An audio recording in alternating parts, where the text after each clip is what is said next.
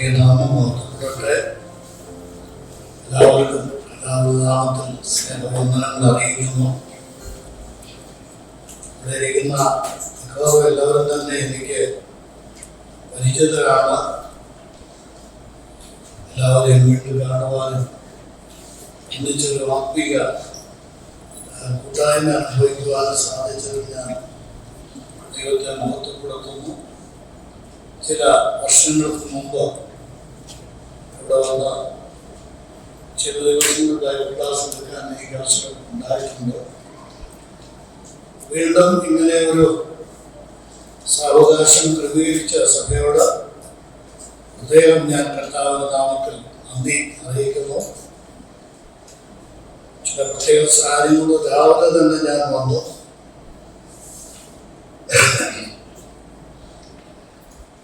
സഹോദരങ്ങളോടൊപ്പം വളരെ പകൽ ഒരുപാട് സംസാരിക്കാനുള്ള അവസരമൊക്കെ ഉണ്ടായി. അനേക കാര്യങ്ങൾ ചിന്തിക്കാൻ കർത്താവ് സഹായിച്ചു. ഈ സദസ്സിനെ ഞാൻ നോക്കിയപ്പോൾ എനിക്കൊരു വലിയ സന്തോഷമുണ്ടായി. ചെറുപ്പക്കാർ ഒരുപാട് പേരുണ്ട്, കൂടാതെ കുഞ്ഞുങ്ങളെ ടീനേജേഴ്സൊക്കെ ഉണ്ട്. അപ്പൊ ഞങ്ങളുടെയൊക്കെ കാലം മിക്കവാറും തീരാറായി. അടുത്ത ഒരു തലമുറ കർത്താവിന് വരെ താമസിച്ചാൽ ഇവിടെ ഉണ്ട് എന്നുള്ളത് വലിയ ആശ്വാസകരമായ ഒരു വസ്തുതയാണ്. ഞാൻ ദൈവത്തെ മഹത്വപ്പെടുത്തുന്നു.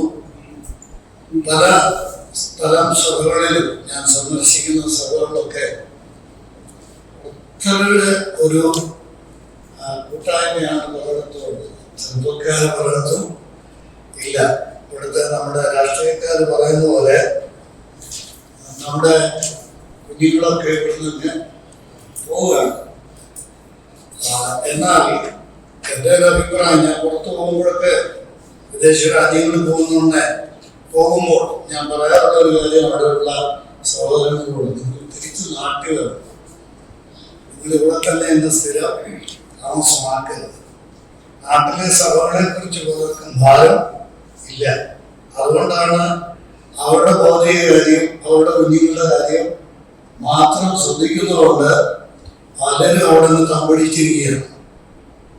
എന്നാൽ പിതാക്കന്മാരുടെ കാലത്ത് ആരംഭിച്ച പല സ്ഥലം സഭകളിലും ആളുകളുടെ എണ്ണം വളരെ, വിശ്വാസികളുടെ എണ്ണം വളരെ കുറഞ്ഞിരിക്കുകയാണ്. ഈ ഭാരം നമുക്കും ഉണ്ടാകണം.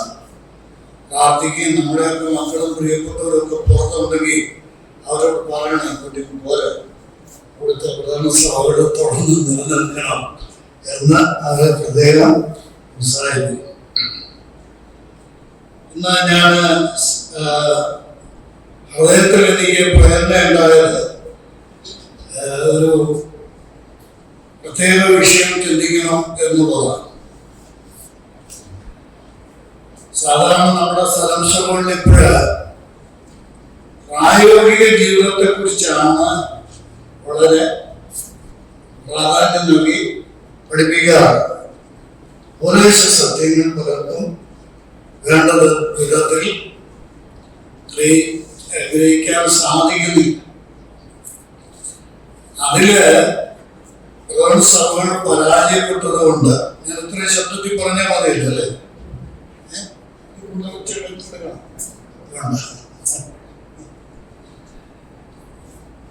ഈ സഭകളിലെ ഉപദേശ സത്യങ്ങൾ പ്രാധാന്യം നൽകി, ഊന്നൽ നൽകി പഠിപ്പിക്കാത്തത് കൊണ്ട് ഇന്ന് സംഭവിച്ചിരിക്കുന്നത്, ഞാൻ പച്ച വ്യവസ്ഥ ഭാഷ പറയാം, ദുരുപദേശങ്ങൾ പ്രകടനങ്ങളുടെ ഇടയിൽ അറിഞ്ഞോ അറിയാതെയോ ഒക്കെ പ്രവേശിച്ചുകൊണ്ടിരിക്കുകയാണ്.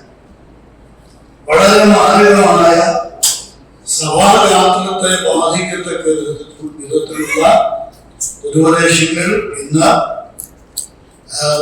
നമ്മളുടെ സഭകളിൽ അറിഞ്ഞോ അറിയാതെയോ ചിലരൊക്കെ പ്രചരിപ്പിക്കുന്നു. ഞാനിത് പറയുന്നത് വളരെ ഭാരത്തോടുകൂടിയാണ്. ഞാനിപ്പോൾ തന്നെ ഒരു ഓൺലൈൻ ക്ലാസ്, അത് ഒരു പ്രത്യേക വിധത്തിലാണ് എടുത്തുകൊണ്ടിരിക്കുകയാണ്. അപ്പോൾ ആ ഗ്രൂപ്പിലെ ചർച്ചകൾ കാണുമ്പോൾ ഞാൻ അന്തം വിട്ടുപോവുകയാണ്. എന്താ ഇത് പ്രകടനക്കാർ തന്നെയാണോ ഈ പ്രതികരിക്കുന്നത് എന്ന് ഞാൻ വാസ്തവത്തിൽ സംശയിച്ചു പോവുക. ഇത്രയ്ക്ക് ഗൗരവമായിട്ടുള്ള ഒരു ദയനീയ സ്ഥിതിയിലേക്ക് പ്രകടന സമൂഹം കൂപ്പുകുത്തിക്കൊണ്ടിരിക്കുകയാണ്. ഈ സമയത്ത് വളരെ പ്രാധാന്യം നൽകി ദൈവവചന സത്യങ്ങൾ, ഉപദേശ സത്യങ്ങൾ പഠിക്കുകയും പഠിപ്പിക്കുകയും ചെയ്യേണ്ടത് ആവശ്യം. അതുകൊണ്ട് ഇന്ന് ഞാൻ പ്രധാനമായിട്ടും പറയാൻ ആഗ്രഹിക്കുന്നത് അടിസ്ഥാനപരമായ ഒരു ഉപദേശ സത്യത്തെ കുറിച്ചാണ്, വീണ്ടും ജനനത്തെ കുറിച്ച്. ദൈവവചനത്തിലെ അടിസ്ഥാന സത്യങ്ങൾ ഒന്നാണ് എന്ത്? വീണ്ടും ഞാൻ. വലിയ കാര്യങ്ങളൊക്കെ പഠിക്കാൻ പോകുന്നതിനേക്കാൾ പഠിക്കണം ആവശ്യമാണ്. എന്നാൽ അത് ഏത് ശരിയാക്കി അത് വേറെ കാര്യങ്ങൾ പഠിച്ചുകൊണ്ട് എന്താ പറയുന്നത്? വീണ്ടും ജനിച്ചില്ലെങ്കിൽ എവിടെ പോവുകയില്ല, ദൈവരാജ്യത്തിൽ കിടക്കത്തില്ല. അപ്പൊ ആദ്യം നമ്മൾ ഉറപ്പുവരുത്തേണ്ടത് എന്താ? വീണ്ടും ജനിച്ചതാണോ, ഞാൻ വീണ്ടും ജനിച്ചോ എന്നുള്ളതാണ്. ഇന്ന് പകലെ ഞങ്ങൾ സംസാരിച്ചപ്പോഴും ഞങ്ങള് ചർച്ച ചെയ്ത ഒരു കാര്യമാണ്. എത്ര പേർക്ക് ഉറപ്പുണ്ട് ഞാൻ വീണ്ടും ജനിച്ചതാണ് അഥവാ ഞാൻ രക്ഷിക്കപ്പെട്ടതാണ്? ആ ഉറപ്പ് നമുക്ക് അനിവാര്യമാണ്. ഞാനൊരു വാക്കുകൂടെ അവരോട് ചേർത്ത് പറയട്ടെ. ഈ ഉറപ്പില്ലാതെ സ്നാനപ്പെട്ട് കർത്തൃമേശയിൽ പങ്കുകൊള്ളുന്ന, ബാക്കി പറയത്തില്ല, കർത്തൃമേശയിൽ പങ്കുകൊള്ളുന്ന നല്ല പങ്കാണല്ലോ. നീ പ്രത്യേകിച്ച് ഒരു കുഴപ്പം എന്താന്ന് ചോദിച്ചാല്, രക്ഷിക്കപ്പെട്ടതാണ് എന്നൊരു തോന്നൽ വന്നു കഴിഞ്ഞാൽ അവിടെ പിശാചി ജയിച്ചു. എന്താ? ഇയാള് രക്ഷിക്കപ്പെട്ടതാണ്, യഥാർത്ഥത്തിലാണ് രക്ഷിക്കപ്പെട്ടതല്ല, പക്ഷെ രക്ഷിക്കപ്പെട്ടതാണെന്നൊരു തോന്നലുണ്ടായി കഴിഞ്ഞാൽ സംഭവിക്കുന്നെന്താ? ആ ആൾ എന്നേക്കുമായി നഷ്ടപ്പെട്ടു പോവുകയാണ്. അതുകൊണ്ട് ഈ വിഷയത്തിന്റെ പഠനം അടിസ്ഥാനപരമായി നമ്മൾക്ക് അനിവാര്യമായ, ഞാൻ രക്ഷിക്കപ്പെട്ടതാണ് എന്നിൽ വാസ്തവത്തിൽ വീണ്ടും സംഭവിച്ചിട്ടുണ്ട്. ഇതെങ്ങനെ എനിക്കറിയാൻ കഴിയും? ചിലർ പറയാറുണ്ട് നമുക്ക് വിധിക്കാൻ അവകാശമില്ല. ഇതൊരു നല്ല ഉദ്ദേശമാണ്. വിധിക്കാനുള്ള അവകാശമാണ്. നിങ്ങൾക്ക് കഴിയുമ്പോൾ നമ്മളാണ് സ്വാതന്ത്ര്യം പറയാത്ത ഉടലുകാരും സ്വാതന്ത്ര്യം പറയാനില്ല. വിധിക്കാൻ നമുക്ക് അവകാശം. പിന്നെന്തിനാ ഈ പ്രശ്നം തന്നെ? ഈ ദൈവവചനത്തിന്റെ വെളിച്ചത്തിൽ ഒരാൾ വീണ്ടും ജനിച്ചതാണോ അല്ലയോ എന്ന് തിരിച്ചറിയാൻ നമ്മൾക്ക് സാധിക്കും. ദൈവത്തിന്റെ വചനം വെച്ച് ഒരു വ്യക്തിയെ നമ്മൾ പഠിക്കാൻ ആവശ്യം, പരിശുദ്ധാത്മാവിന്റെ സാന്നിധ്യം. അപ്പോൾ നമുക്കറിയാം ആ വ്യക്തി വീണ്ടും ജനിച്ചതാണ്. എല്ലാവരും ശ്രദ്ധിച്ചായിരിക്കുന്നത് നിങ്ങൾ അനുഗ്രഹിക്കുക, വളരെ ശ്രദ്ധിക്കുക. പൊതുജനത്തെ കുറിച്ച് ആദ്യം സംസാരിച്ചത് നമ്മുടെ കർത്താവായ യേശു തന്നെയാണ്, അല്ലെ? എവിടെയാ?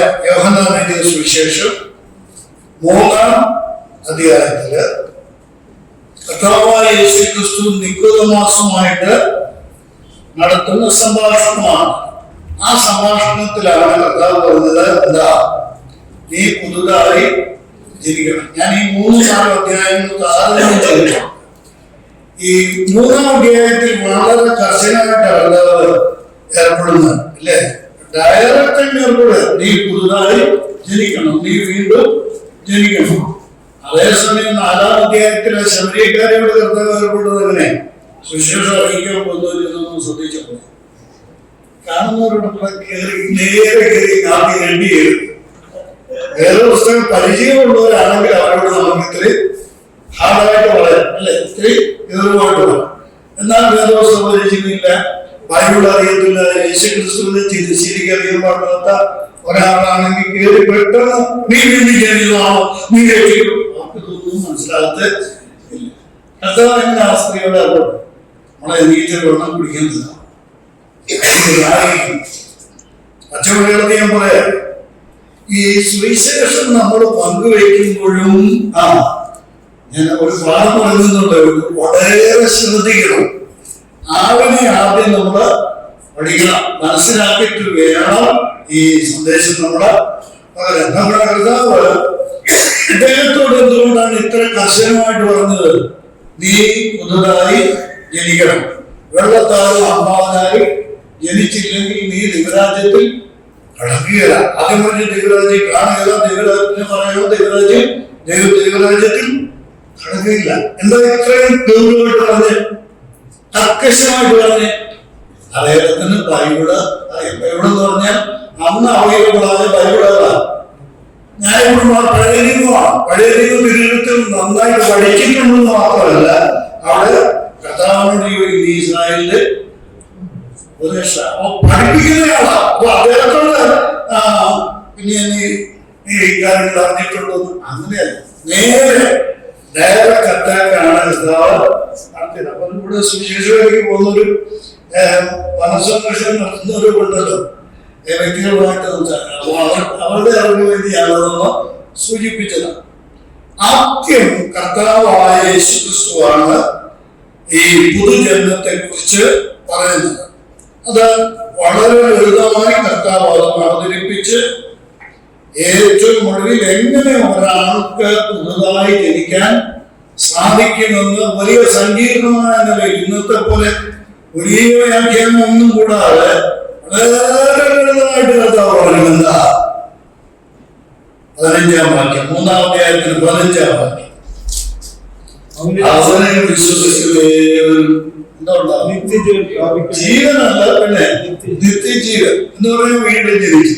അതിന് ചെയ്യേണ്ടത് വളരെ ലളിതമായ ഒരു കാര്യം വളരെ ലളിതമാക്കി പറയാം. എന്താ? കർത്താവായ യേശുക്രിസ്തുവിൽ വിശ്വസിക്കുക. അതിന്റെ വിശദീകരണം അത് ധാരാളം വാക്യത്തിൽ ദൈവത്തിന്റെ ഏകജാതനായ പുത്രനിൽ വിശ്വസിക്കുന്ന ഏവരും എന്ന് തുടങ്ങുന്നത്. എന്താണ്? ഒരു വ്യക്തി പുതുജന്മത്തിലേക്ക് വരുവാനുള്ള ഉപാധിയായി നമ്മുടെ കർത്താവ് പറഞ്ഞിരിക്കുന്ന കാര്യമാണ്. ഞാൻ വളരെ വേഗം ഈ പുതുജന്മത്തിന്റെ അടയാളം, അത് ഒരു വ്യക്തി വീണ്ടും ജനിച്ചതാണ് എന്ന് നമുക്ക് എങ്ങനെ അറിയാൻ കഴിയും?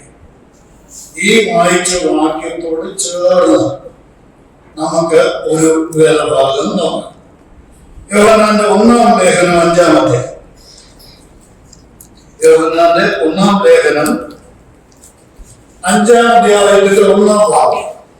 യേശുവിനെ ക്രിസ്തു എന്ന് വിശ്വസിക്കുന്നവനെല്ലാം ദൈവത്തിൽ നിന്ന് ജനിച്ചിരിക്കുന്ന, ജനിപ്പിച്ചവനെ സ്നേഹിക്കുന്നവരെല്ലാം അവരിൽ നിന്ന് വിഷയമാണ്. അപ്പൊ നമുക്ക് 1-ാമത്തെ ആ വാചകത്തിൽ നിൽക്കാം. എന്താ? ആരാ ഈ വീണ്ടും ജനിച്ചത്? ആരാ വീണ്ടും ജനിച്ചവനെ എങ്ങനെ അറിയാം? ആ ചോദ്യത്തിന്റെ ആദ്യത്തെ ഉത്തരം ഈ വാക്യത്തിലുണ്ട്. എന്താ? യേശുവിനെ ക്രിസ്തു എന്ന് വിശ്വസിച്ചവരെല്ലാവരും എന്ത് ചെയ്തു? ദൈവത്തിൽ നിന്ന് ജനിച്ചു. കാരണം പ്രത്യേകിച്ചും യുവതിവാക്കന്മാരും കുഞ്ഞുങ്ങളും, ഞാൻ അവരെ പ്രത്യേകം പറഞ്ഞിട്ട് ബാക്കിയാരും ശ്രദ്ധിക്കേണ്ടതല്ല, എല്ലാവരും ശ്രദ്ധിക്കും. ഈ പുതുജന്മം എന്ന് പറഞ്ഞാൽ ഒരു വ്യക്തിയെ സംബന്ധിച്ചിടത്തോളം യേശുക്രിസ്തു വ്യക്തമാക്കുന്നുണ്ട്. നിക്കോദെമോസുമായിട്ടുള്ള സംഭാഷണം ഞാൻ വളരെ ലളിതമായിട്ട് പറയാൻ ആഗ്രഹിക്കുന്നു. 2 ജനനങ്ങൾ ഒരു വ്യക്തിക്ക് ആവശ്യം. ഒന്നാമത്തെ ജന്മം നമുക്ക് കിട്ടിയത് ഏതാ? ആദാമിൽ നിന്ന് നമുക്ക് കിട്ടിയ ജനനം. ആ ജനനത്തിന് ഒരു പേര് യേശു കർത്താവ് നിക്കോദെമോസിനോട് പറയുന്നുണ്ട്. എന്താ? ജഡത്താൽ ജനിച്ച ജഡം. ജഡത്താൽ ജനിച്ച ജഡം. ഇനി അവിടെ ഉപയോഗിച്ചിരിക്കുന്ന മറ്റൊരു വാക്ക് നിക്കോദെമോസ് കർത്താവിനോട് പറയുന്നൊരു വാക്കാണ്. എന്താ? ഒരു മനുഷ്യന് അമ്മയുടെ ഉദരത്തിൽ കടന്ന്, അടുത്ത വാക്ക് എല്ലാരും ചേർന്ന് പറഞ്ഞൊരു കുഴപ്പമില്ല. രണ്ടാമതും ജനിക്കാം. അപ്പം വീണ്ടും എന്ന് പറയുന്നത് ഏതാ? രണ്ടാമത്തെ ജനനമാണ്.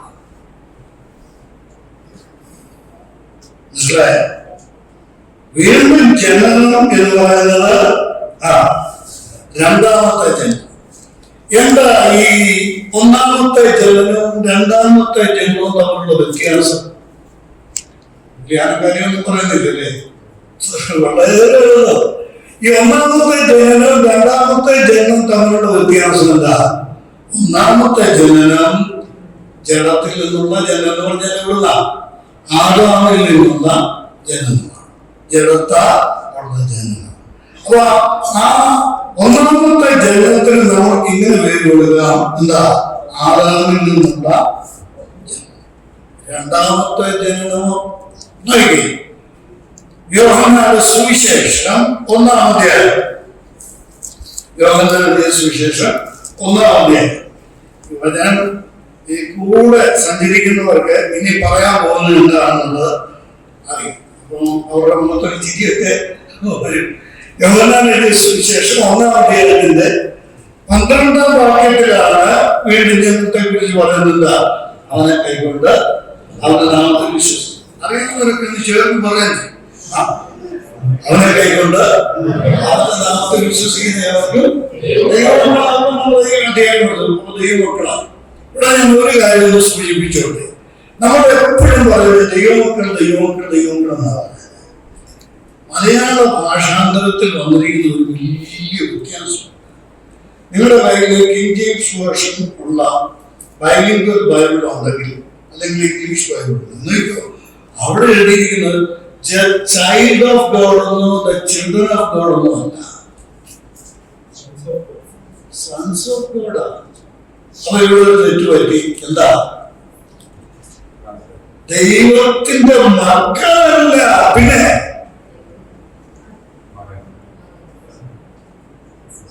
ദൈവത്തിന്റെ മക്കളല്ല, പിന്നെ പുത്രനാണ്.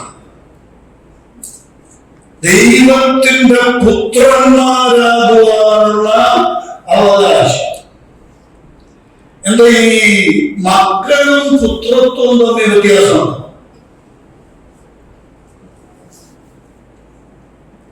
ഉണ്ടോ? ഇത് പഠിക്കുന്നുണ്ട് പാട്ടല്ലേ? ഞാൻ പറയട്ടെ പ്രിയപ്പെട്ടവരെ, ഇവിടെയാണ് വലിയ വ്യത്യാസം.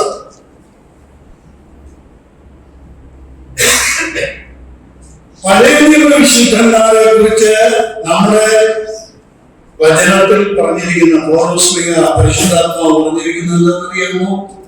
അവര് ശിശുക്കളാണ്, അവർ മക്കളാണ്, അവരാരാ? ശിശുക്കളാണ്. പുതിയ വിശ്വാസികളോ ഈ ന്യായപ്രമാണത്തിന്റെ കീഴിൽ നിന്ന് നമ്മളെ എങ്ങോട്ട് കൊണ്ടുവന്നിരിക്കുകയാണ്? കൃപയുടെ കീഴിലേക്ക് കൊണ്ടുവന്നിരിക്കുകയാണ്. ഇവിടെ സംഭവിച്ചെന്ന് അറിയാമോ? ന്യായപ്രമാണത്തിന്റെ കീഴിലായിരുന്നവരെല്ലാവരും ആരാ? ഗലാത്യ ലേഖനം 3-ാം അധ്യായത്തിന്റെ 24 മുതലുള്ള വാക്യങ്ങൾ വായിക്കണേ, പിടിച്ച് വായിക്കണം. അവിടെ എഴുതിയിരിക്കുന്ന എന്താണെന്നറിയാമോ? ന്യായപ്രമാണത്തിന്റെ കീഴിലുള്ള എല്ലാവരും ദാസന്മാരെക്കാൾ ഒട്ടും, അതാവട്ടെ ദാസന്മാരെക്കാൾ ഒട്ടും വിശേഷതയുള്ളവരല്ല. കാരണം എന്താ? അവർ ശിശുക്കളാണ്. ന്യായപ്രമാണത്തിന്റെ പേരറിയാമോ? ദൈവമേ, ന്യായപ്രമാണത്തിന്റെ പേരറിയാമോ? ന്യായപ്രമാണത്തിന്റെ പേര് ശിശുപാലകൻ എന്നാണ്. പഴയ നിയമമല്ല, ശിശുക്കളെ അപരാധമാരെന്നറിയാം. ശിശുവായിരുന്നു, മോശമായിരുന്നു, ശിശുവായിരുന്നു. പഴയ നിയമത്തിൽ പറയുന്നത് വലിയ വലിയ മധ്യസ്ഥൊക്കെ ആയിരുന്നു, ശിശുക്കളാണ്. എന്നാൽ ആ ശിശുക്കളെ ന്യായപ്രമാണം എന്ത് ചെയ്യാണ്? സ്കൂൾ മാസ്റ്ററാണ്, അഥവാ ശിശു. ഈ ന്യായപ്രമാണം എന്ത് ചെയ്യാണ്? അതിന്റെ കീഴിലുള്ളവരെ പഠിപ്പിച്ചിട്ട് എങ്ങോട്ട് നടത്തുന്നു? ശിശുപാലകനായ ന്യായപ്രമാണം എന്ത് ചെയ്യുന്നു?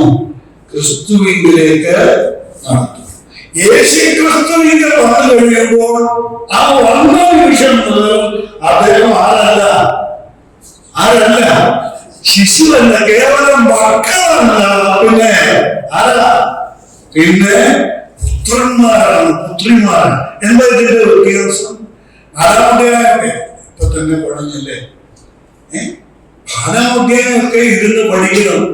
ഗലാത്യയിലെ 4-ാം അധ്യായത്തിൽ പറയുന്നത് റോമാലേഖനം 8-ാം അധ്യായത്തിന്റെ 15-ാം വാക്യത്തിലുണ്ട്. എന്താ? അപ്പ പിതാവേ എന്ന് വിളിക്കുന്ന പുത്രത്വത്തിന്റെ ആത്മാവ്.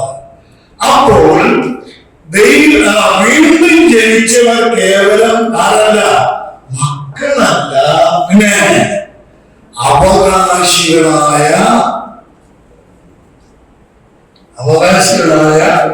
പുത്രന്മാർ.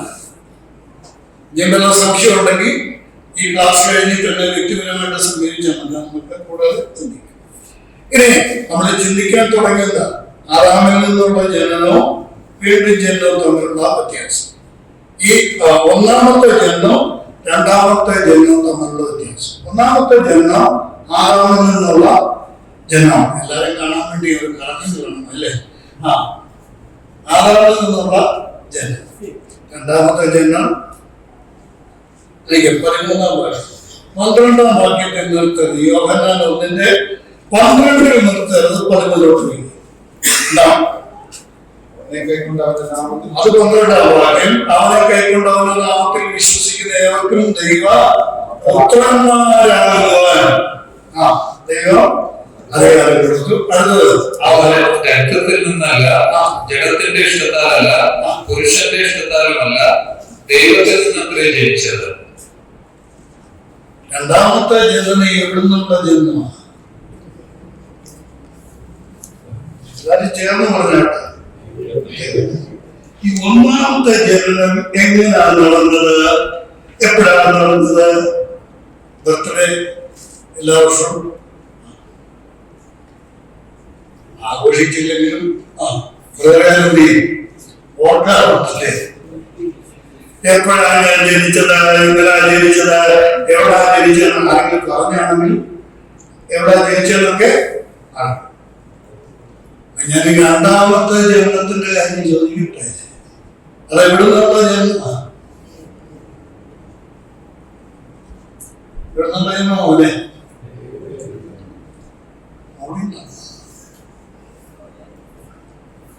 ദൈവത്തിൽ നിന്നത്രേ. ഇതറിഞ്ഞോ? ഞാൻ സത്യം പറയട്ടെ, എന്റെ അമ്മയുടെ ഉദരത്തിൽ ഞാൻ ജനിച്ച വിവരം ഞാൻ അറിഞ്ഞേയില്ല. പിന്നെ പുറത്തൊക്കെ വന്ന് കുറെ കാലം കഴിഞ്ഞാണ് എന്റെ എക്സിസ്റ്റൻസിനെ കുറിച്ച് എനിക്ക് ഒതുങ്ങുന്നത്. എന്നാൽ രണ്ടാമത്തെ ജന്മമുണ്ടല്ലോ, ഞാൻ എപ്പോൾ ജനിച്ചോ അപ്പോൾ തന്നെ വ്യക്തമായി എനിക്ക് അറിയാൻ സാധിച്ചിരുന്നു. സഹോദരി സഹോദരന്മാരെ, കുഞ്ഞുങ്ങളെ, ദൈവത്തിൽ നിന്ന് ജനിച്ചു എന്നുള്ളത്, രണ്ടാമത്തെ ജനനം നടന്നു എന്നുള്ളത് വേറെ ആരും പറഞ്ഞല്ല, നമ്മൾ അറിയുന്നതിന് നമുക്ക് തന്നെ അത് അറിയാവുന്നതല്ല, നമ്മുടെ അനുഭവമാണ്. ഈ ഒന്നാമത്തെ ജനനത്തിന് രക്തം വേണം, പിന്നെ പുരുഷൻ വേണം, ജഡം വേണം. മനസ്സിലാവുന്നു? ഒന്നാമത്തെ ജനനത്തിന് പുരുഷൻ വേണം, പിന്നെ രക്തം വേണം, ജഡം വേണം. രണ്ടാമത്തെ ജനനത്തിനോ രണ്ടാമത്തെ ജനനത്തിന് ജഡവും വേണ്ട, പിന്നെ പുരുഷനും വേണ്ട, രക്തവും വേണ്ട. ഒരൊറ്റ വാക്കിൽ അവതരിക്കുന്നത് ആത്മാവിനാ ജനിക്കുക. അതെവിടെ നടക്കുന്ന സംഭവമാണ്? ഈ ആത്മാവ് ജനിപ്പിക്കുന്ന പരിപാടി നടക്കുന്നത് എവിടെയാണ്?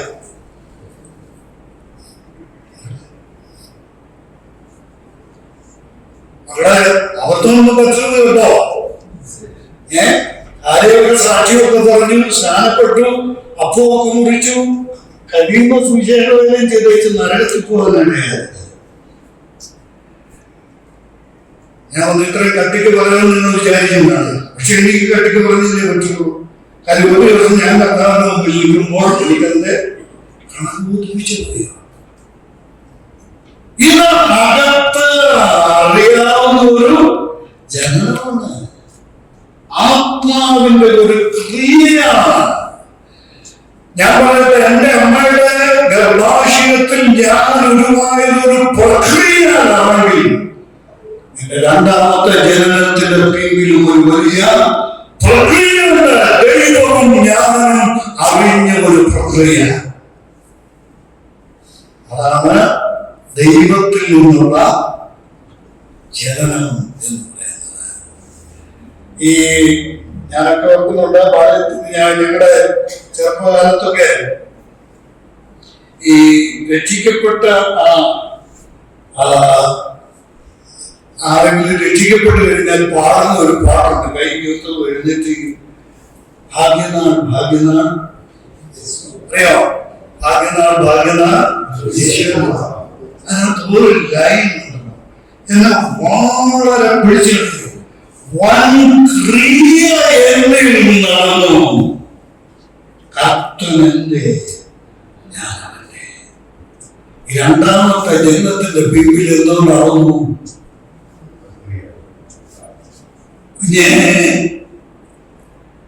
വീണ്ടും ജനിച്ചപ്പോൾ ഈ അകത്ത് ഈ വൻ ക്രിയ നടന്നു എന്നുള്ള ഉറപ്പ് നൽകുന്ന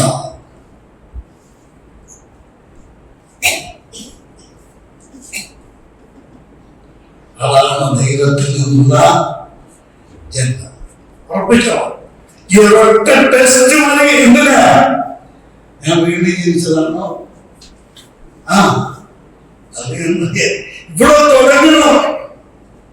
ഞാനിത് പറയുമ്പോൾ തന്നെ എന്റെ അടുത്തുണ്ടാകുന്ന ആത്മീയ സന്തോഷം ചേർന്നതാണ്.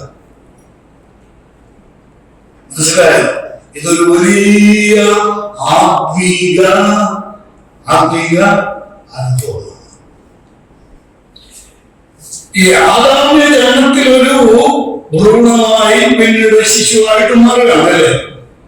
അതുപോലെ തന്നെയാണ് ദൈവത്തിൽ നിന്നുള്ള ജന്മത്തിലും എന്ത് നടക്കുന്നുണ്ട്? ഒരു ശിശു അവിടെ ഉണ്ടാകുന്നുണ്ട്. നിറയെ ചോദിക്കുന്നുണ്ടോ? ഉറക്കം വരുന്നുണ്ടോ ആർക്കെങ്കിലും? ഇല്ല അല്ലേ? ഇത്രയും വലിയ കാര്യം ചിന്തിക്കുമ്പോൾ ആരെങ്കിലും ഉറങ്ങിയാൽ അതൊരു വലിയ അപകടകരമായ. മറിയയുടെ ദൂതം വന്ന് പറഞ്ഞു, നീ ഒരു മകനെ പ്രസവിക്കും, നിന്റെ മകളകത്തൊരു മകൻ ഉണ്ടാവുന്നു. അപ്പൊ അവള് ചോദിച്ചു, ഇതെങ്ങനെ സംഭവിക്കും? ഇതെങ്ങനെ? ഈ നിഗ്രമാസി ചോദിച്ച അതേ ചോദ്യം തന്നെ. എന്താ ഇതെങ്ങനെ സംഭവിക്കും? ഇതെങ്ങനെ? കർത്താവ് ലളിതമാക്കി കൊടുത്തു. ഒറ്റപരിപാടിയുള്ളൂ. എന്താ? പരിശുദ്ധാത്മാവിന്റെ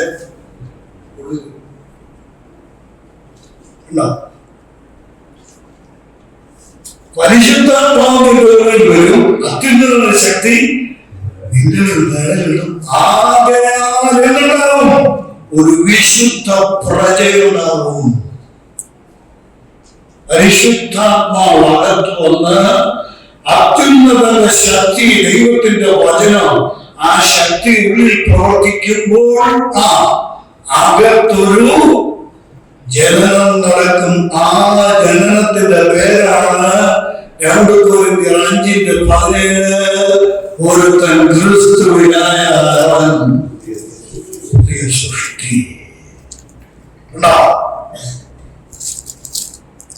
ആ ജനിച്ച ആളെന്ന് വിളിക്കാൻ പറ്റുന്ന പേരെന്താ? ശിശു പറയല്ലേ? പുതിയ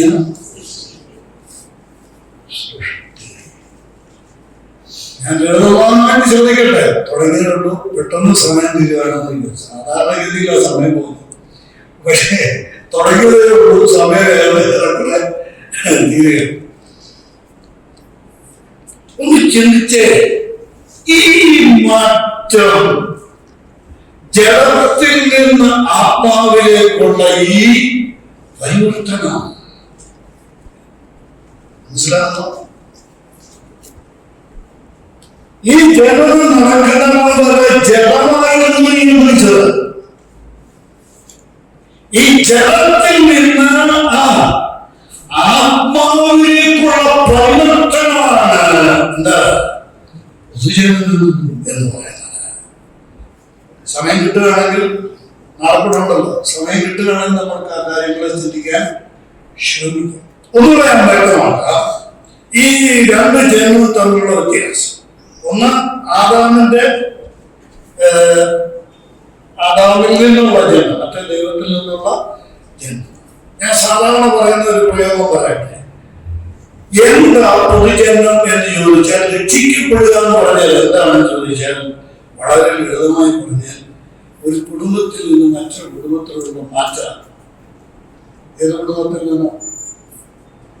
ആദാമിന്റെ കുടുംബത്തിൽ നിന്ന് നമ്മൾ അതുവരെ ജീവിച്ചു വന്ന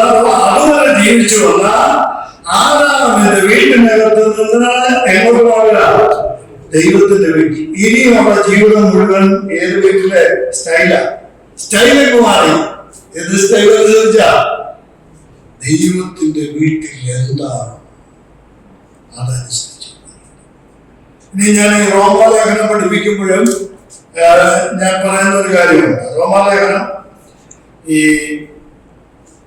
5, 6, 7 അധ്യായം, 5, 6, 7 അധ്യായം. അതില് 5-ാം അധ്യായത്തിൽ 2 തലകളെ കുറിച്ച് പറയുന്നു. 2 heads, 2 തലകളെ കുറിച്ച് പറയുന്നു. 5-ാം അധ്യായത്തിന്റെ 12-ാം വാക്യം മുതൽ 21-ാം വാക്യം വരെ, 5-ന്റെ 12 മുതൽ 21 വരെ. അറിഞ്ഞവരെ കുറിച്ചിടുന്നത് നല്ലതാണ്.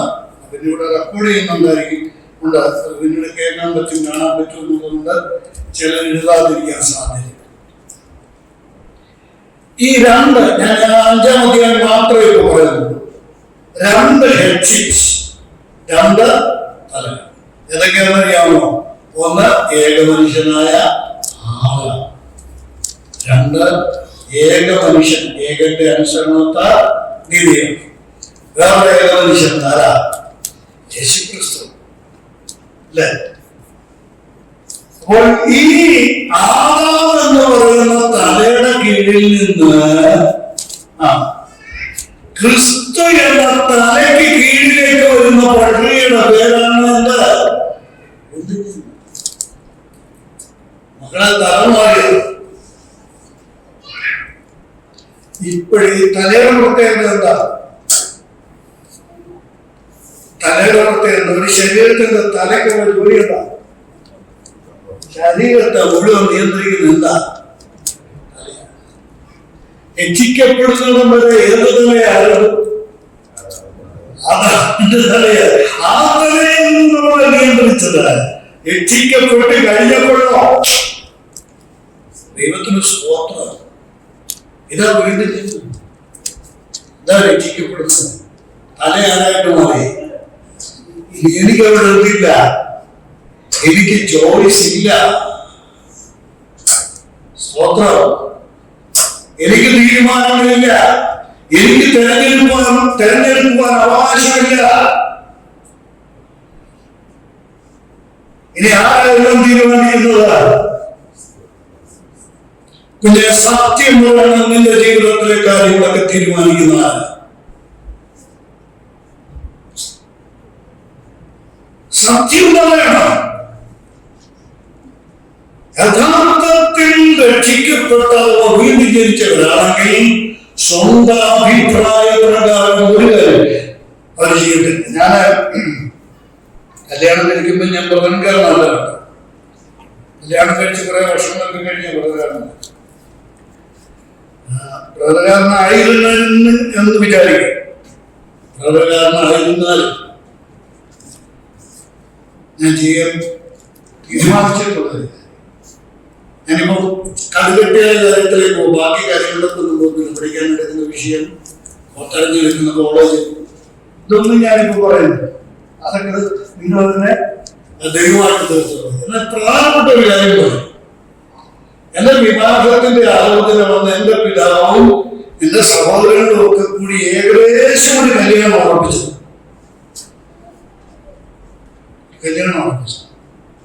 ഞാൻ 3 ദിവസം ഞാൻ എൻ്റെ ജീവിതത്തിൽ അധികം ഉപവസിച്ച് പ്രാർത്ഥിച്ചു, ഭക്ഷണം കഴിഞ്ഞ് പ്രാർത്ഥിച്ചിട്ടില്ല. പക്ഷെ 3 ദിവസം ഞാൻ ഭക്ഷണം വിടിഞ്ഞ് പ്രാർത്ഥിച്ചു.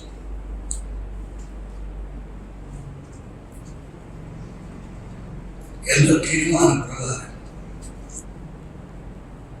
എന്റെ പിതാവിന്റെ മാനുഷിക തീരുമാനപ്രകാരം എനിക്കൊരു വിവാഹം നടക്കരുത്.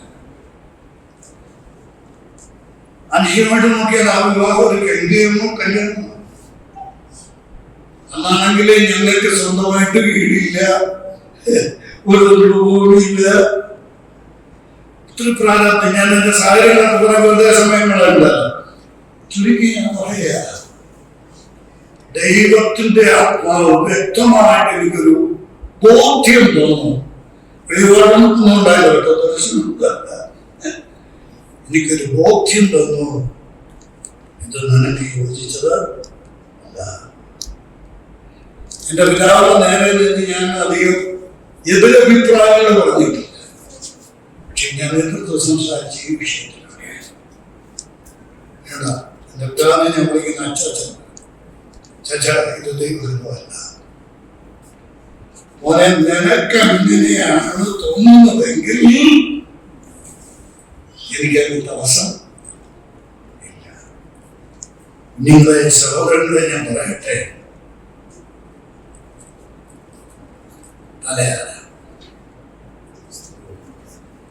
നിങ്ങളുടെ ജീവിതത്തില് തീരുമാനമെടുക്കുന്നത് ആരാണ്?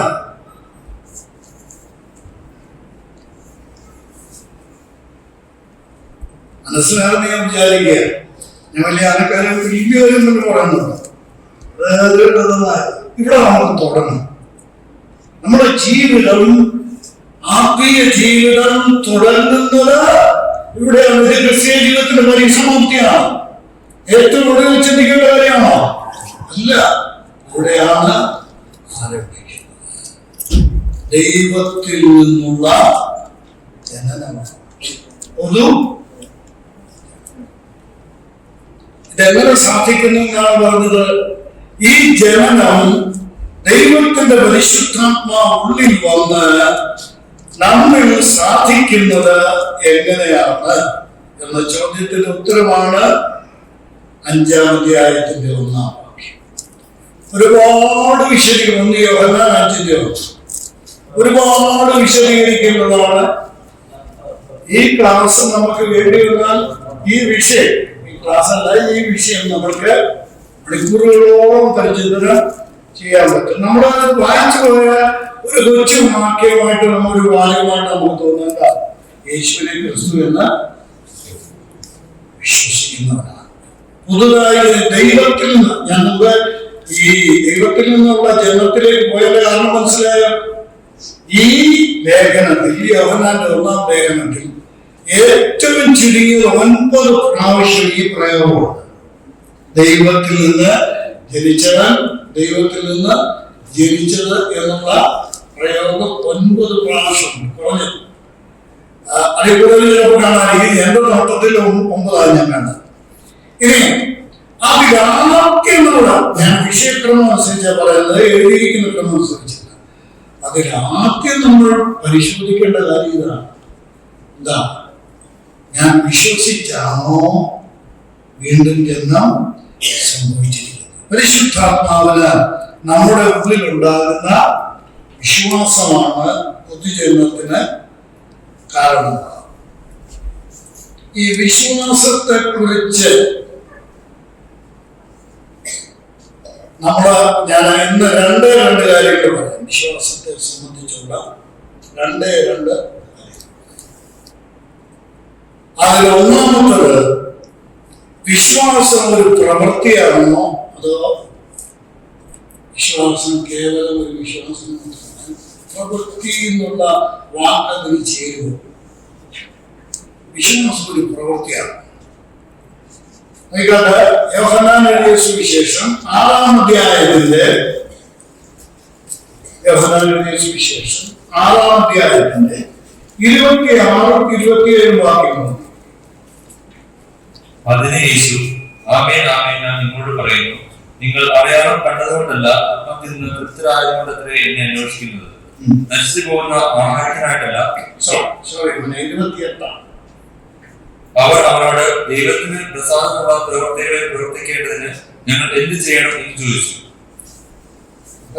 യേശു അവരോട്, ദൈവത്തിന് പ്രസാദമുള്ള പ്രവൃത്തി അവൻ അയച്ചവനിൽ നിങ്ങൾ വിശ്വസിക്കുന്നത് അത്രേ എന്ന് ഉത്തരം പറഞ്ഞു. നമ്മുടെ ബൈബിളിൽ ഈ വാക്യത്തിന് വേണ്ടി വരയിടുന്ന സ്വഭാവമുണ്ടല്ലേ? ഈ 2 വാക്യത്തിനിടയിൽ വരച്ചിട്ടുണ്ടോ? വരച്ചിട്ടില്ലെങ്കിൽ ഇന്ന് ഒന്ന് വരച്ചേക്കുന്നതെന്നല്ല. യേശുവിനോട് യഹൂദന്മാർ ചോദിച്ച ഒരു ചോദ്യമാണ്. നീ എപ്പോഴും പറയുന്നു ദൈവത്തിന് പ്രസാദമുള്ള പ്രവൃത്തി ചെയ്യണം, ദൈവത്തിന് പ്രസാദമുള്ള പ്രവൃത്തി ചെയ്യണം. നീ ഇങ്ങനെ ആവർത്തിക്കാണോ? എന്നുണ്ടല്ലേ ദൈവത്തിന് പ്രസാദമുള്ള പ്രവൃത്തി ചെയ്യണം. അപ്പൊ ഇവർ തിരിച്ചു ചോദിക്കുക, ഞങ്ങൾ ചെയ്യാം. ദൈവത്തിന് പ്രസാദമുള്ളത് ഞങ്ങൾ ചെയ്യാം. ദൈവത്തിന് പ്രസാദമുള്ള പ്രവൃത്തി എന്താ? പ്രവൃത്തി എന്താ? ദൈവം അയച്ചവരിൽ വിശ്വസിക്കുക എന്നുള്ളതാണ് ദൈവത്തിന് പ്രസാദമുള്ള എന്ത് പ്രവൃത്തി. അപ്പൊ വിശ്വാസം എന്താ?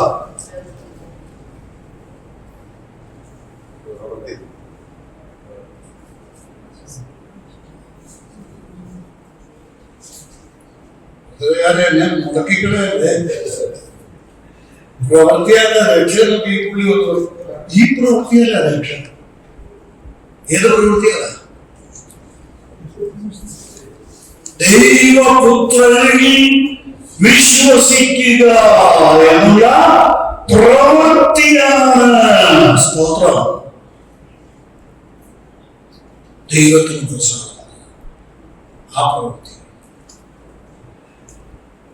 ആഴത്തിൽ ചിന്തിക്കുകയും പഠിക്കുകയും ചെയ്യുന്ന ദൈവത്തിന് പ്രസാദമുള്ള പ്രവൃത്തി എന്താ? ദൈവം അയച്ചവനിൽ വിശ്വസിക്കുക. ഇനി ഇതൊരു പ്രവൃത്തിയാണോ? കർത്താവ് പറഞ്ഞു, എന്തായാലും നിങ്ങൾ സംശയിക്കുകയല്ല, ഇതൊരു പ്രവൃത്തിയാണ് അല്ലേ? എല്ലാവരും ഉത്സാഹത്തോടെ ശ്രദ്ധിക്കുന്നു. നമ്മളൊരു വീട്ടിൽ പോയി സുവിശേഷം പറയാം. നമ്മുടെ സഹോദരൻ ഷാജി മറ്റു പ്രിയപ്പെട്ടവരൊക്കെ ഒരു വ്യക്തിയോട് സുവിശേഷം പറയും. അപ്പൊ ആ സുവിശേഷം പറയുന്ന ആരോട് പറയുന്ന ആള് ഇതെല്ലാം കേട്ടിട്ട് പാപബോധം ഉണ്ടായിട്ട് ചോദിക്കുക, ഞാൻ എന്ത് ചെയ്യണം? എനിക്ക് രക്ഷിക്കപ്പെടണം, ഞാൻ എന്ത് ചെയ്യണം? അതിന് ആ ചോദ്യത്തിന് കൊടുക്കുന്ന മറുപടി ബൈബിളിലെ വാക്യം. രക്ഷിക്കപ്പെടാൻ ഞാൻ എന്ത് ചെയ്യണം എന്നുള്ള ചോദ്യത്തിന് നമ്മൾ കൊടുക്കുന്ന മറുപടി ഏതാ? ഞാൻ ലളിതമായിട്ട് പെട്ടെന്ന് മനസ്സിലാകാൻ വേണ്ടി ഇങ്ങനെ വളർത്തിയിട്ട് പറയാം. എന്താ നമ്മൾ കൊടുക്കുന്ന മറുപടി? എന്താ? റോമ 10:9. എന്താ 9? യേശുവിനെ കർത്താവെന്ന് വായുകൊണ്ട് ഏറ്റുപറയുകയും പിന്നെ ദൈവനെ മരിച്ചവരുടെ ഇടയിൽ നിന്ന് ഉയർത്തെഴുന്നേൽപ്പിച്ചു എന്ന് ഇത്രയും ശബ്ദമൊക്കെ ഉള്ളോ? ഉയർത്തെഴുന്നേൽപ്പിച്ചു എന്ന് ദൈവം കൊണ്ട് വിശ്വസിക്കുകയും ചെയ്താൽ നീ രക്ഷിക്കും. അപ്പൊ രക്ഷിക്കപ്പെടാൻ അത്ര കാര്യം ചെയ്യണം. ഒറ്റ കാര്യം ചെയ്താൽ മതിയോ?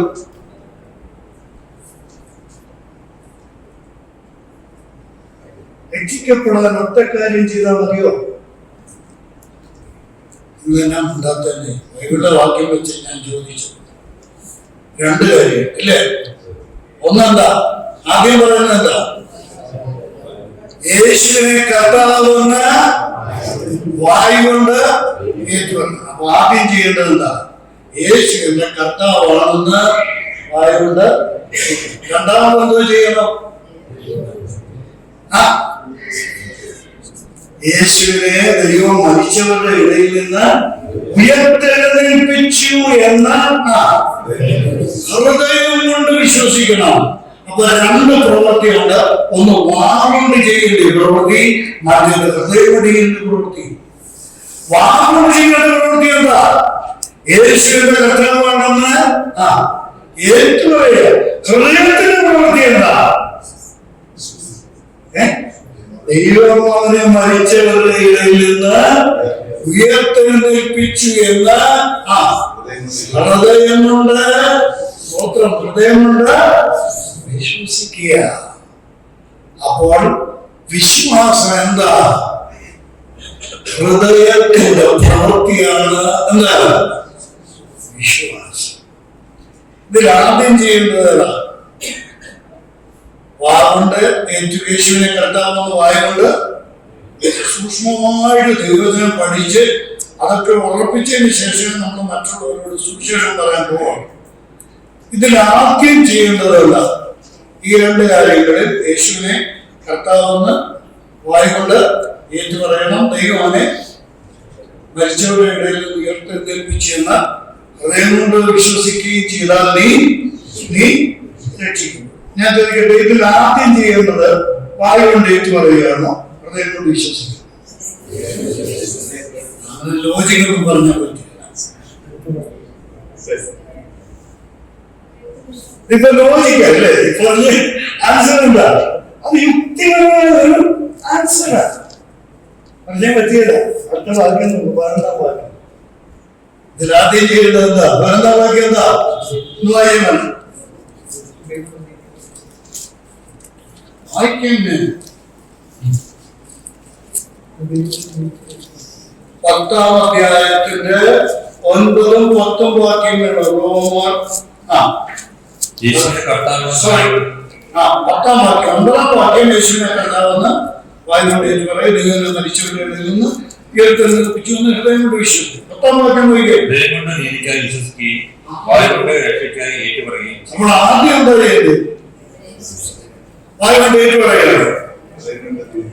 ഇന്ന് നമ്മുടെ പരിപാടി ആരെങ്കിലും വായുകൊണ്ടെന്ന് ഏറ്റു പറഞ്ഞ് കിട്ടിയാൽ മതി അല്ലേ? ഇതിലാദ്യം നടക്കേണ്ടത് എന്താ? ഹൃദയം കൊണ്ട് വിശ്വസിക്കുന്നു. നീതിക്കായി ഹൃദയം കൊണ്ട് വിശ്വസിക്കുന്നു. നീതി അപ്പോൾ എന്ത് ചെയ്തു? നീതി അംഗീകരിച്ചു. നീതിക്കായി ഹൃദയം കൊണ്ട് വിശ്വസിക്കുന്നു. പിന്നെ രക്ഷയാകുന്നു. എന്താ? വായുകൊണ്ട് ഏറ്റു. അപ്പോൾ ഞാൻ ആദ്യം പറഞ്ഞതിന് ആഗ്രഹിച്ച കാര്യം എന്താ? വിശ്വാസം എന്ന് പറയുന്നത് ദൈവത്തിന് പ്രസാദമുള്ള ഒരു പ്രവൃത്തിയാണ്. ആ ദൈവപ്രസാദമുള്ള പ്രവൃത്തിയാണ് ഒരാള് എന്ത് ചെയ്യുന്നത്? രക്ഷിക്കപ്പെടുന്നത്. ഇതിന് ഗോപകമായ വാക്യങ്ങളാണ് നമ്മൾ സാധാരണ ഉദ്ധരിക്കുന്ന എഫേസ്യ ലേഖനം 2-ാം അധ്യായത്തിലെ വാക്യം. നിങ്ങൾ വിശ്വാസം മൂലം രക്ഷിക്കപ്പെട്ടിരിക്കുന്നു. അതിന് നിങ്ങൾ കാരണമല്ല, പിന്നെ പ്രവൃത്തികളും കാരണമല്ല, പിന്നെ ദൈവത്തിന്റെ നാമമാണ്. ഞാൻ ആ ഭാഗങ്ങൾ പിന്നെ ഇപ്പോൾ വിശദീകരിക്കാൻ സമയമില്ലാത്തതുകൊണ്ടാണ്. രണ്ടാമത്, ഈ വിശ്വാസം രക്ഷയ്ക്കായിട്ടുള്ള വിശ്വാസം കഴിഞ്ഞാൽ ശ്രദ്ധിക്കണേ, ഞാനൊരു വളരെ എന്റെ ജീവിതത്തോട് ചേർത്ത് നിർത്തി ഗൗരവമായിട്ട് പറയാൻ ആഗ്രഹിക്കുന്ന വിഷയമാണ്. അതോടെ കഴിഞ്ഞില്ലേ? വിശ്വസിച്ചു, രക്ഷിക്കപ്പെട്ടു. വിശ്വാസത്തിന്റെ ഇടപാട്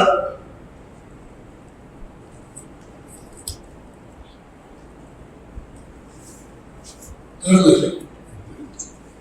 എന്റെ പ്രിയമാണ്, വളരെ ദുഃഖത്തോടെ ഞാൻ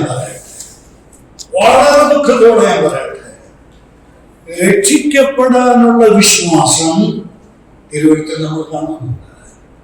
അതുപോലെ തന്നെ രക്ഷിക്കപ്പെട്ട ആ നിമിഷം മുതൽ മരിക്കുന്നത് വരെ തുടരേണ്ടതാണ് വിശ്വാസം.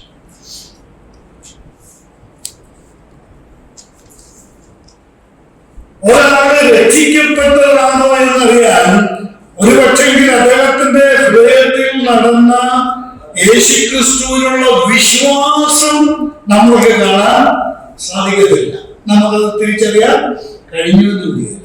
പക്ഷേ അത് കഴിഞ്ഞുള്ള ജീവിതം കണ്ടാൽ നമുക്ക് തിരിച്ചറിയാൻ പറ്റും രക്ഷിക്കപ്പെട്ടതാണോ. പിന്നെ എങ്ങനെയാണ് അറിയാൻ പറ്റുന്നത്? ആ ആളുകൾ വിശ്വാസ ജീവിതം ഉണ്ടായിരിക്കും. A life of faith, വിശ്വാസത്തിന്റെ ജീവിതം. ഞാൻ എളിമയോട് പറയട്ടെ, വളരെ വിനയത്തോടെ ഞാൻ ഓർമ്മിപ്പിക്കട്ടെ, നമ്മളെ ഏറ്റവും അധികം പിന്നിൽ നിൽക്കുന്ന ഒരു വിഷയം ഇവിടെയാണ്. വിശ്വാസത്താൽ രക്ഷിക്കപ്പെട്ടു, പക്ഷെ ജീവിതത്തിന്റെ കാര്യം വരുമ്പോൾ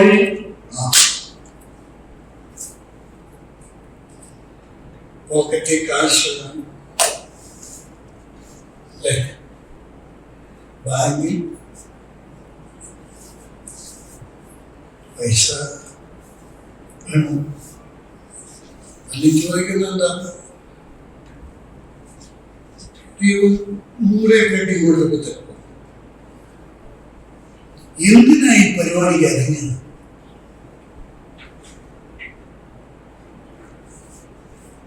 മൂലെ കെട്ടി ഇറക്കി തരുമെന്നുള്ള വിശ്വാസം നിനക്കില്ലെങ്കിൽ നീ പരിശോധിക്കേണ്ടത് നിന്റെ വിശ്വാസം.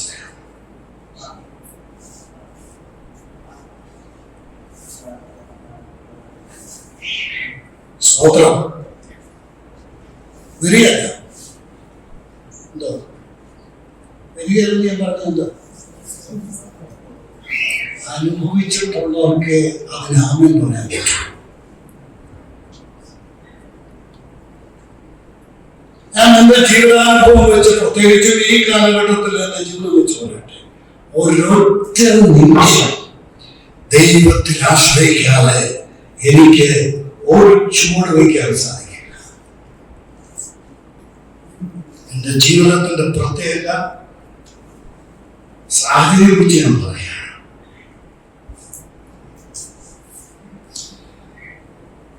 നമ്മൾക്ക് വിശ്വസിക്കാനായിട്ടുള്ള ധൈര്യമുണ്ടോ പ്രിയപ്പെട്ടവരെ? ഞാൻ ചോദിക്കട്ടെ, ഈ ഒരു കൂടാരത്തിന്റെ വാതിക്കൽ കട്ടളക്കാൽ രണ്ടിന്മേൽ പിന്നെ ഈ ചോര പുരട്ടിയാല് അവിടുന്ന് വീണ്ടെടുക്കപ്പെടാമെന്ന് വിചാരിച്ചു.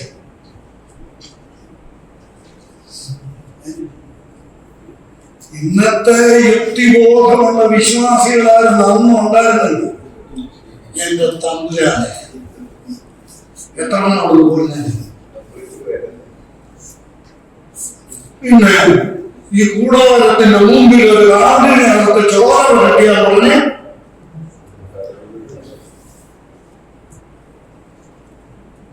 ചെങ്കടലിന്റെ മുമ്പിൽ വന്നപ്പോ പക്ഷേ ഒടിയന്റെ ഇട്ട് ഒരണക്കം നീട്ടിയാൽ കടലിലെ വെള്ളം രണ്ടായി മാറുമെന്ന് വിശ്വസിക്കാൻ കഴിയുന്ന ആ വിശ്വാസം.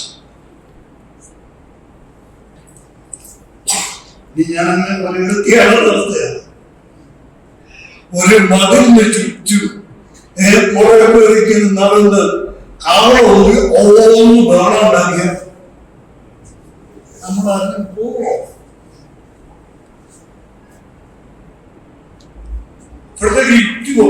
ദൈവം ഒരിക്കലും അങ്ങനൊന്നും പറയാം.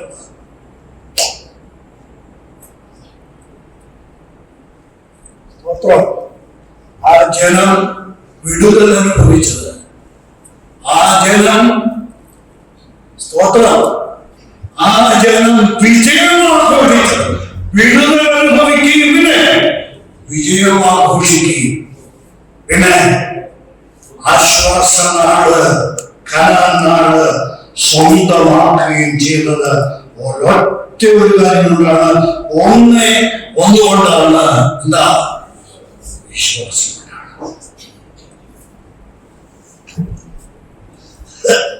എന്റെ ദൈവം ജീവിക്കുന്നു. കരുത്തനായ ഒരു കഥാവിനുണ്ട്. എന്റെ പ്രശ്നങ്ങൾ ഒരുപാട് കർത്താവിനുണ്ട്. വിശ്വസിക്കാമോ ദൈവത്തില്? ഈ വിശ്വാസ ജീവിതം എനിക്ക് നിനക്ക് ഉണ്ടാവുകയാണ്. ഒരടയാളം അതിന്റെ രക്ഷിക്കപ്പെട്ടതാണ്. പിന്നെ വീണ്ടും ജനിച്ചതാണെന്നുള്ളതിന്റെ എവിഡൻസ് ആണ്, അടയാളം.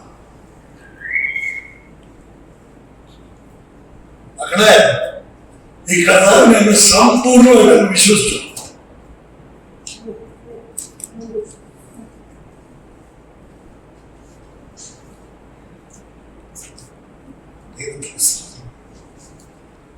എനിക്ക് ഉള്ളിൽ പറയാനൊക്കെ ആശയമുണ്ട്. പക്ഷെ ഈ ഒരു പ്രത്യേകത കള്ളൽ എൻ്റെ ഉള്ളിൽ ഇങ്ങനെ നിൽക്കുന്നുണ്ടാണ്. ബഹുമാനപ്പെട്ട ചെറിയാൻ സാർ എഴുതിയ ആ പാട്ടുണ്ട്, ചുമ്മാ ആരും പാടില്ല. ഏത് പാട്ടാണ് നിങ്ങൾക്ക് മനസ്സിലാവുന്നെങ്കിൽ പറഞ്ഞാൽ, ഭക്തരെയും വിശ്വാസം പോലെ ഇത്ര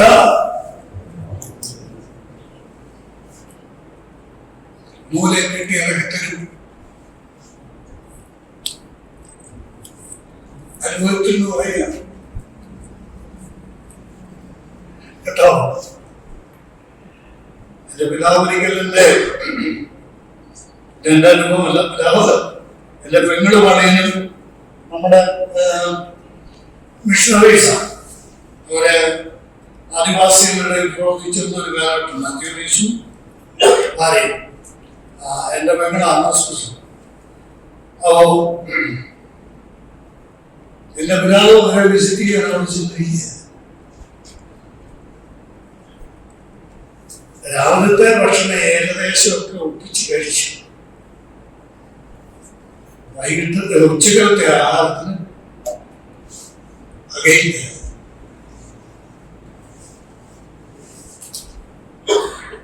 എന്റെ ബ്രദറിലോ ഇങ്ങനെ കസേരയിൽ കിടന്നുകൊണ്ട് എന്റെ പിതാവിനോട് പറഞ്ഞു, അച്ചാച്ച,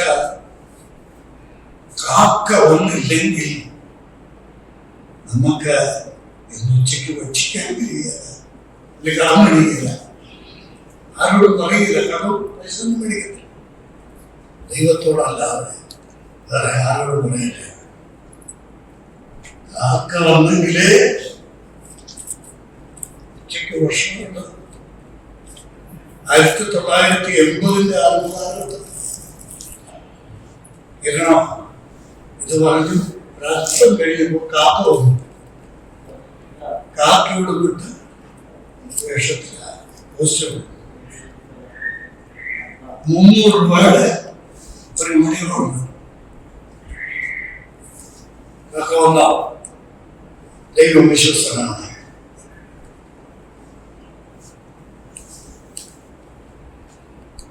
ഇന്ന് രാത്രി ആദ്യത്തെ ടെസ്റ്റിന് ഞാൻ വീണ്ടും ജനിച്ചതാണോ എന്നുള്ളതിന്റെ സ്തോത്രം. 20-ാം തീയതി ആളാണ് നമ്മുടെ മധ്യത്തിലുള്ളതെന്നാണ് ഞാൻ ഉറപ്പാടും ധരിക്കുന്നത്. ആദ്യത്തെ ടെസ്റ്റ് എന്താ?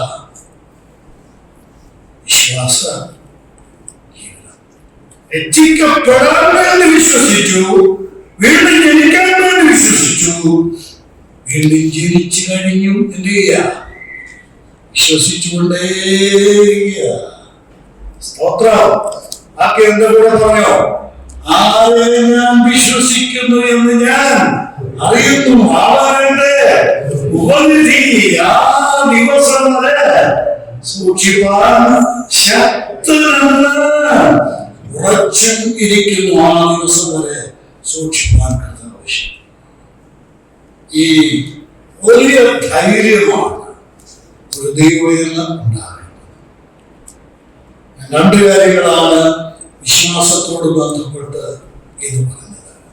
ഒന്ന്, രക്ഷയ്ക്കായുള്ള വിശ്വാസം. രണ്ട്, അനുദിന ജീവിതത്തിൽ പ്രതിഫലിക്കുന്ന വിശ്വാസം. അനുദിന ജീവിതം, അനുദിനം എന്ന് പറയപ്പെടുന്ന ഓരോ നിമിഷം. ഞാൻ ഇന്നലെയും ഒരു ബൈബിൾ ക്ലാസ് കഴിഞ്ഞ് കർത്താവിന്റെ ചാർജ് വീട്ടിലാണ് ഞങ്ങളുടെ ഭക്ഷണം കഴിച്ചത്. ഞാൻ അദ്ദേഹത്തോട് പറഞ്ഞ കാര്യം, പിള്ളേരെ ഒരു നിമിഷമെങ്കിലും എനിക്ക് സ്വന്തമായി ജീവിക്കാൻ കഴിയാത്ത ഒരു സാഹചര്യത്തിൽ ഞാൻ പോകുന്നത്. അദ്ദേഹം ദൈവത്തിന് സ്തോത്രം ചെയ്തു. കേട്ടുകൊണ്ടിരുന്ന ഒരു യുവ സഹോദരൻ പറഞ്ഞു, അച്ഛാ, ആ പറഞ്ഞത് എൻ്റെ ജീവിതത്തിൽ വളരെ സ്വാധീനിച്ചത് കേട്ടോ. ഏത് കാര്യത്തിൽ ഞാൻ സുവിശേഷം ചെയ്യുന്ന ഉദ്ദേശിച്ചത് സമയം തീർന്നു കേട്ടോ. ഞാനൊരു സുവിശേഷകനായി ഞാൻ ആഗ്രഹിച്ചില്ല. എൻ്റെ അപ്പൻ ഒട്ടുകാരില്ല വേറെ ജോലിക്ക് ചെയ്യണമെന്ന് പറഞ്ഞു. പക്ഷെ ഞാൻ സുവിശേഷകനായത് എങ്ങനെയാണെന്നറിയോ? എൻ്റെ കർത്താവിനോട് ഞാൻ പറഞ്ഞു, വിളിച്ചിട്ടുണ്ടെങ്കിൽ എനിക്ക് ഉറപ്പ്. ഞാൻ ഒരു വാദത്തിൽ പറഞ്ഞു, മക്കളെ കേൾക്കുന്നു, സ്തോത്രം, ദൈവം എനിക്കൊരു ഉറപ്പ് തരണം. അവിടെയാണ് ഞാൻ അങ്ങോട്ട് പറഞ്ഞുകൊടുത്തത്, ഉറപ്പ് അങ്ങോട്ട് പറഞ്ഞു കൊടുത്തു. നിങ്ങൾ വിശ്വസിച്ചാലും ഇല്ലെങ്കിൽ ഒരു സത്യം ഞാൻ പറയട്ടെ.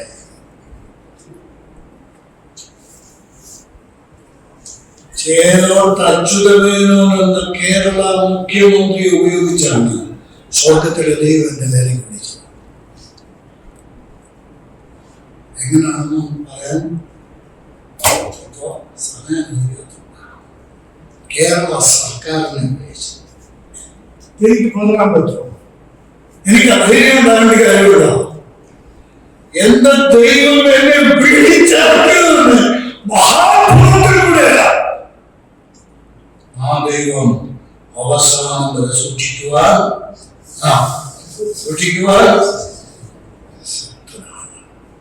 ഓരോ സഹോദരൻ തന്റെ ജീവിതത്തിലൊടുവിൽ പറഞ്ഞ് കഴുത്ത് വാളിന് വെച്ചു കൊടുത്ത ഒരു വാഹനമുണ്ട്, വിശ്വാസം. ഇബ്രാഹിം 11 വിശ്വാസവീരന്മാരുടെ പട്ടിയും കൊണ്ട് പറഞ്ഞു വന്നിട്ട് ഒടുവിൽ പറഞ്ഞു, അവരെല്ലാവരും സ്തോത്രം, അവരെല്ലാവരും വിശ്വാസത്തിൽ മരിച്ചു. വിശ്വാസത്തിൽ തുടങ്ങിയ പലർക്കും വിശ്വാസത്തിൽ മരിക്കാൻ കഴിഞ്ഞിട്ടില്ല. ജീവിതത്തിലെ ഒരു മഹാഭാഗ്യമാണ് വിശ്വാസം കൊണ്ട് തുടങ്ങുക, പിന്നെ വിശ്വാസത്തിൽ മരിക്കുക. സ്തോത്രം. ഇങ്ങനെ ഞാൻ വിശ്വാസത്തെ കുറിച്ച് പറഞ്ഞു. ഒരു കാര്യം കൂടെ പറഞ്ഞു, വിശ്വാസം ആർക്കും കാണാൻ പറ്റും അല്ലെ? എന്റെ അകത്തുള്ള വിശ്വാസം വേറെ ആർക്കും കാണാൻ പറ്റും. പക്ഷെ ഒരു കാര്യം കാണാൻ പറ്റും, പ്രവർത്തി കാണാൻ പറ്റും. വിശ്വാസം ഉണ്ടെങ്കിൽ എന്നുണ്ടായിരിക്കും.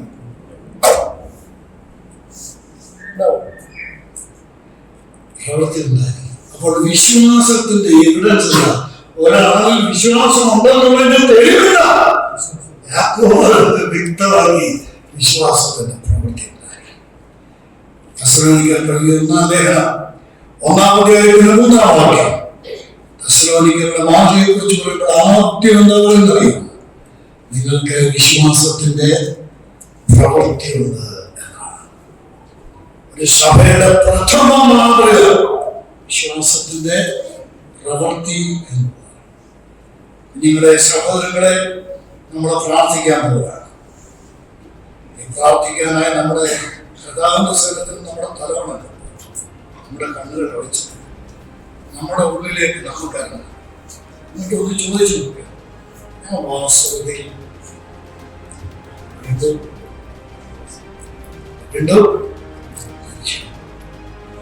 ഈ ചോദ്യത്തിന് ഉത്തരം പറഞ്ഞ് നമുക്ക് ദൈവസന്നിധിയിൽ നിന്ന് എഴുന്നേൽക്കുക.